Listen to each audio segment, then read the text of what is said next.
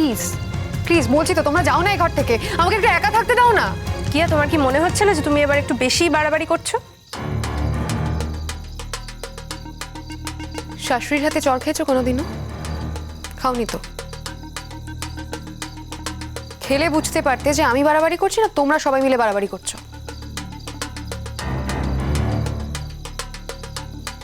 বাহ কিয়া, খুব সুন্দর। তার মানে তুমি শুধুমাত্র এটাই বিচার করলে যে আমার মা তোমার গায়ে হাত দিয়েছে, তোমার গালে চড় মেরেছে,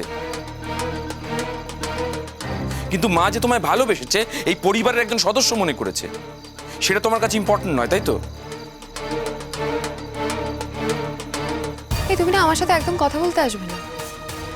যতদিন না তুমি নিজেকে চেঞ্জ করবে, নিজের মায়ের আঁচল থেকে বেরোবে, ততদিন আমার সঙ্গে কথা বলবে না তুমি।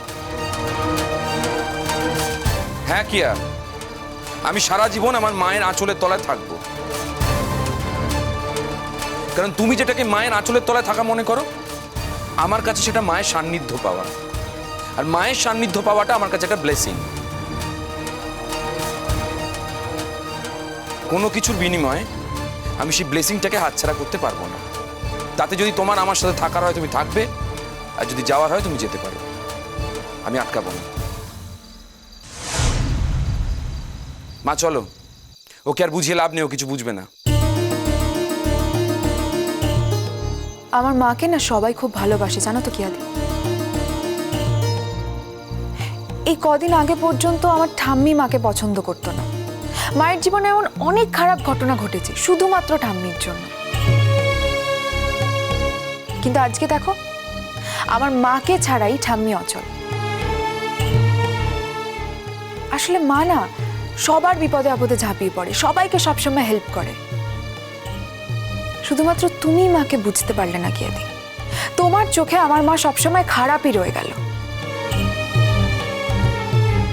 তুমি একটা কথা বলো তো আমাকে, এর আগে তো তুমি মাকে কত খারাপ কথা বলেছো, মা তো একটাও কথা বলেনি, একবারও রিয়াক্ট করেনি, সব মুখ বুঝে সহ্য করেছে। বরং দাদা ভাইকে বুঝিয়েছে যে তোদের বিয়ে হয়েছে, তোরা একসাথে ভালো থাক, আমাকে নিয়ে এত মাথা ঘামাস না। কিন্তু সেই দিন মা তোমার কথায় রিয়াক্ট করলো বলে তুমি মাকে আজকে ক্ষমা করতে পারছো না।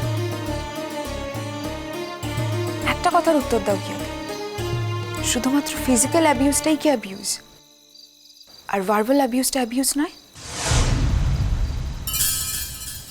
আইনের চোখে কিন্তু দুটোই সমান অপরাধ। সেটা না হয় আইনের চোখে বিচার হোক দিঠি, তুমি বা আমি তো আইনের কেউ নই, সেটা আইনকে ঠিক করতে দাও। তার মানে এটা ক্লিয়ার যে তুমি এই ব্যাপারটাকে নিয়ে ঘোট পাকিয়েই ছাড়বে, তাই তো? ছেড়ে দে টিঙ্কা, ও যেটা ভালো মনে করেছে ও সেটা করেছে। তবে আবারও বলছি কিয়া, যে ব্যবহারটা তোমার সাথে আমি করেছি তার জন্য আমি দুঃখিত, আমি সরি। তুমি প্লিজ পারলে আমাকে ক্ষমা করে দিও।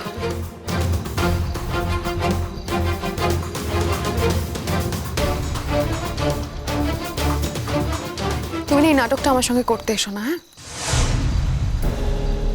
এই নাটকটা তুমি করছো তোমার ছেলের কাছে ভালো হওয়ার জন্য তো। আমার কাছে এই নাটকটা করার কোনো দরকার নেই। আমি না তোমার স্বরূপটা চিনে গেছি আন্টি। আরেকটা কথা বলছি, বলতে বাধ্য হচ্ছি আজকে। এই যে তোমার হাজব্যান্ড তোমাকে ছেড়ে অন্য একজন মহিলার কাছে চলে গেছে, এই যে তুমি এতদিন সংসারে অচল পয়সার মতো পড়েছিলে না, সেটা শুধুমাত্র নিজের দোষেই, নিজের স্বভাবের দোষে। কি আর একটা কথা বলবে না তুমি? দেখো প্রত্যুষ, আমি যেটা বিশ্বাস করি আমি সেটাই বলেছি। আমি বলছি তো বারবার করে, চলে যাও এই ঘর থেকে।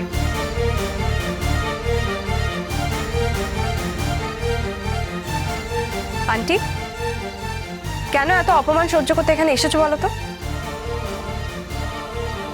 চলো তো এখান থেকে, চলো। তোমার কি আর কোনো কাজ নেই? তুমি এখনো বুঝতে পারোনি কে কিরকম? ও যে তোমার প্রতি মিনিমাম সৌজন্য বোধটুকু দেখাতে পারবে না, ও যে কোনো কথাই বুঝতে পারবে না, সেটা কি আন্টি, সেটা তোমার বোঝা উচিত ছিল। তুমি চলো এখান থেকে। এনাফ মা, তুমি তোমার ডিউটি করেছো, এবার যদি বারবার সেটাকে কেউ রিফিউজ করে তাহলে সেটা তোমার দায় নয়। চলো চলো। বেশ কিয়া, তুমি একা থাকতে চেয়েছো তো, একাই থাকো। তবে আমিও একটা কথা বলছি, এরপর থেকে তুমি আমাকে আর এই ঘরে পাবে না। দেখোই না প্রত্যুষ আগে কি হয়। আমার তোমাকে ডাকতে হয় নাকি তুমি নিজে থেকেই আমার ঘরে আসো?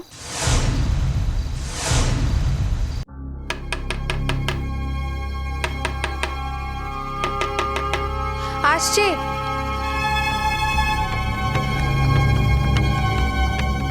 আপনারা এসেছেন? আসুন স্যার, আসুন আসুন আসুন আসুন আসুন। কি ব্যাপার, এখানে কি চাই? শ্রীময়ী সেনগুপ্ত এই বাড়িতে থাকেন তো? ওনার কাছে ডোমেস্টিক ভায়োলেন্সের কমপ্লেন আছে। হোয়াট? শ্রীময়ী সেনগুপ্তকে ডেকে দিন। উনি বাড়িতে আছেন তো? হ্যাঁ হ্যাঁ, উনি অবভিয়াসলি বাড়িতে আছেন। মিঠুদি, যাও তোমার বৌদিকে ডেকে নাও। দেখতে পাচ্ছ না বাড়িতে পুলিশ এসেছে? সে তো দেখতেই পাচ্ছি। আর এনারা এসেছেন বলে তুমি একবারে চার হাত পায়ে উঠছো। আমার বৌদি যারা এত বড় ক্ষতি করেছে না, তাদেরকে আমিও দেখে নেব। দেখো বাড়তি কথা বলো না, যেটা বলা হচ্ছে সেটা করো। এই তুমি থামো তো। আমি তোমার খাইও না পড়িও না, আর তোমার কাছ থেকে এক পয়সাও নিই না। তাই তোমার কথা শুনবো কি না সেটা আমি ভেবে দেখবো। দেখেছেন তো এবারের মেড কিভাবে আমার সাথে কথা বলছে। এবারেই ভাবুন এ বাড়িতে আমার অবস্থাটা কি হতো। আমি একটু ওনাদের সঙ্গে কথা বলি। না কেন? তুমি তো অ্যাকিউজ নও না, যে অ্যাকিউজ তাকে আসতে দাও, সে কথা বলো। ও বৌদি, বৌদি তাড়াতাড়ি একবার নিচে চলো গো। আরে দাঁড়াও, যাচ্ছি। তুমি রান্না বসিয়েছো? দাঁড়া ওদের আগে পাউরুটিটা দিয়ে দিই, তারপরে যাচ্ছি নিচে। ও বৌদি, বাড়িতে পুলিশ এসেছে। কি কি হয়েছে মানে? কি বলছো মিঠুতে? পুলিশ এসেছে? মানেটা কি? মা নিশ্চয়ই কি আর কাজ, ওই জন্য চুপচাপ ছিল এতদিন। আচ্ছা ঠিক আছে, পুলিশ এসেছে, অপেক্ষা করুক, আমি একটু পরে যাব। এই তোরা খেতে বস, না খেয়ে নিচে যাবেন আমি পরিষ্কার বলে দিলাম। না তুমি কি বলছো? নিচে পুলিশ দাঁড়িয়ে আছে আর আমরা এখানে বসে খাবো? সেটা আমি পারবো না মা। হ্যাঁ খাবি, বাড়িতে পুলিশ তো আমাদের জানিয়ে আসেনি। আর পুলিশ এসেছে বলে তোদের খাওয়া দাওয়া বন্ধ করে নিচে যেতে হবে এমন তো কোনো কথা নেই। পুলিশ এসেছে আমার সাথে কথা বলতে, আমি গিয়ে কথা বলছি। তোরা আগে খাবি, তারপর নিচে যাবি। ও বৌদি, আমার খুব ভয় করছে গো। সঙ্গে আবার দুটো মেয়ে পুলিশও এসেছে। ভয় পাওয়ার কি আছে মিঠুদি? যা হয়েছে সেটা সত্যি কথাটাই বলবো।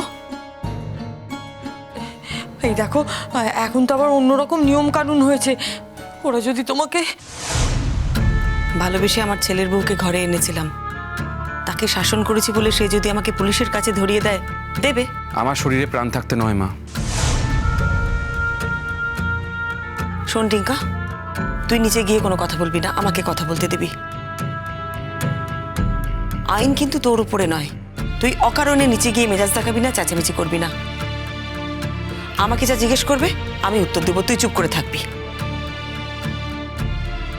কি হবে মা? কি আরে এরকম একটা কাণ্ড ঘটিয়ে ফেললো? তোরা খেয়ে নিচে আয়, আমি যাচ্ছি। না না, তোরা খেয়ে মানে আমিও যাবো, দেখতে চাই কি করতে এসেছে। বারণ করছি টিঙ্কা, তুই আমার কথা তাড়াতাড়ি শুন। এসো বৌদি। আপনারা ঠিক কি অভিযোগ পেয়েছেন বলুন তো? ডোমেস্টিক ভায়োলেন্সের অভিযোগ। উনি বোধ হয় আপনাদের বাড়ির বউ। কি আপনি তো? হ্যাঁ স্যার, আমিই গেছিলাম আপনাদের কাছে। তুমি ওখানে চলে গেলে ওদের কাছে, বাড়িতে কাউকে কিচ্ছু বললে না? আমার গায়ে যখন হাত তুলেছিল আঙ্কেল, তখন কি তোমরা কেউ কিছু বলেছিলে? কেউ তো কিছু বলনি, দাঁড়িয়ে দেখেছো শুধু। তাই আমি থানা পুলিশ করার আগে কারোর সঙ্গে কোনো পরামর্শ করার প্রয়োজন মনে করিনি। এই যে এত বড় একটা ঘটনা ঘটলো, তোমরা কেউ কিছু করেছো এই মহিলার এগেনস্টে? কোনো স্টেপ নিয়েছো? নাওনি তো। কি হচ্ছিল, দিন দিন ঘটনাটা চাপা পড়ে যাচ্ছিল, কিন্তু এটা চাপা পড়ে যাওয়ার মতন তো ঘটনা নয়। ওই মহিলাকে বুঝতে হবে যে উনি সব বড় বড় লোকের সঙ্গে ওঠা বসা করেন, মানে এই নয় যে উনি সমস্ত অন্যায় করে পার পেয়ে যাবেন। দেশে আইন কানুন আছে, দেশে নিয়ম আছে, আর আমি সেই আইনের সাহায্য নিয়েছি। স্যার আপনিই বলুন, আমি কি কোনো ভুল করেছি? কখনো না। দেখুন, আপনার উপর নির্যাতন হয়েছে, আপনি আমাদের কাছে গেছেন, আপনাদের জন্যই তো আমরা আছি। এক পক্ষে নির্যাতনের খবর তো পেয়েছেন, আর এক পক্ষে নির্যাতনের কথা তো শোনেননি, সেটা বলার জন্যই আমরা আছি। দেখুন, আমার বৌমার কোনো দোষ নেই কো। তাকে এমন সব ভাষায় কথা বলা হয়েছে না, সে আর মাথার ঠিক রাখতে পারিনি কো। মাসি আবল তাবল কথা বলো না প্লিজ। হ্যাঁ ঠিক আছে, কি আর কথা শ্রীময়ীর পছন্দ নাও হতে পারে, কিন্তু তার মানে এই নয় যে ওর গায়ে হাত দেওয়ার রাইট কারো আছে। আচ্ছা, আমার তো মনে হয় না যে এখানে সবার কমেন্ট করার কোনো প্রয়োজন আছে। অঙ্কিতা, তুমি কমেন্ট করতে পারো আর আমি কমেন্ট করতে পারি না। তোর সাথে আমার ডিফারেন্স কি? তোমার সঙ্গে আমার পার্থক্য এটাই যে অ্যাজ এ হিউম্যান বিং আমি মনে করি যে আমি তোমার থেকে অনেক বেটার কোয়ালিটি।